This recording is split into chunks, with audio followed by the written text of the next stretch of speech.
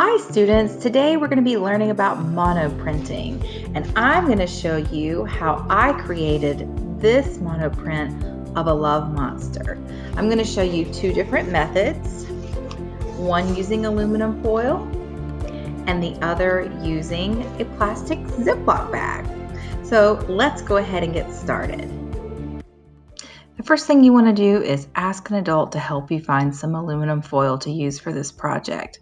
If you don't have aluminum foil, you can always use a plastic Ziploc bag. Get some washable markers. They do need to be washable markers, and a piece of white drawing paper. And you need a wet paper towel or a spray bottle.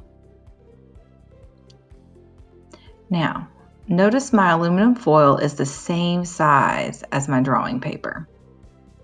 And the first thing I'm going to do is get my black washable marker and draw two big circles at the top and the center. These are my love monster's eyes. Then I draw a line across the top of his head and two triangle ears. Then I draw a line down and three little bumps for his little fingers. Bump, bump, bump. Now I'm going to draw a little tail and three circles for toes. Draw three circles for toes on the other side and lines up in the middle for his little legs. He needs a mouth with some teeth. And that's about it. Now I'm going to pick a color for my love monster. Any color you want to start with is fine. And start adding color. Now, as you're adding color, I recommend choosing one color for your love monster to get started. And I want you to color in your love monster, really trying to take your time, making sure that you don't color over the black lines that show where your love monster's teeth are, his mouth, or his toes. Try to stay inside of the lines and just apply a solid base coat of color all over your love monster. You can see it looks like I'm doing this really fast because it's a time-lapse video, but I really was very careful, especially on the face and around the eyes and the mouth and the teeth, to take my time coloring my love monster purple. All right, now, while you're coloring, you can be thinking about what other colors you might want to use, because we're going to use other colors to add some texture. Now, I chose to draw a heart on my love monster's tummy. And then look at how I am drawing some scribbly lines that look like fur, especially on his ears and around on his head, his arms. I'm really using lines to create texture here. I gave him some little fingernails,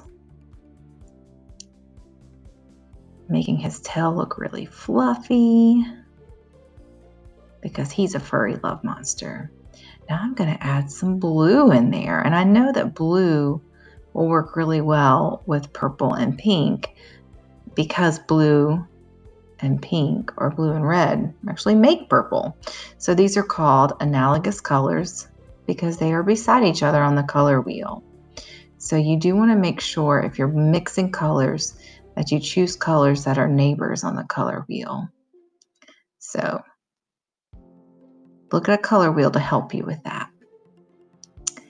Now I'm just adding on a few finishing details.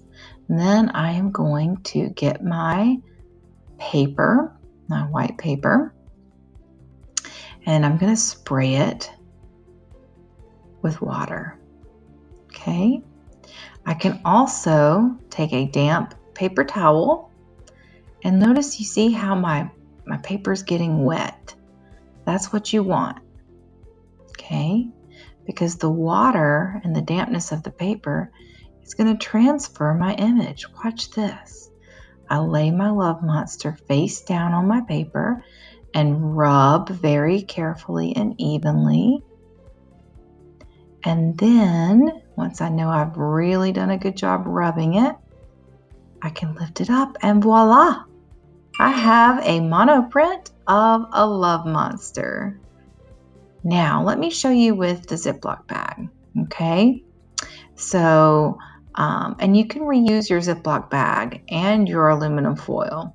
You can wipe it clean and you can create multiple Love Monster monoprints if you would like to. So here I go with my circle eyes and the line over the head, those little triangle ears and the little fingers. I'm doing this one a little bit faster,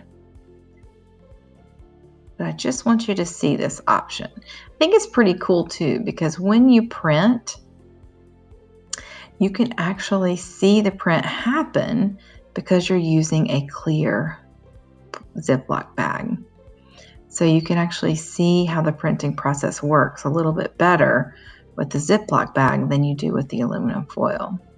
So now I'm dampening that paper, and here it goes. I'm going to flip it over, push it down, and look at it.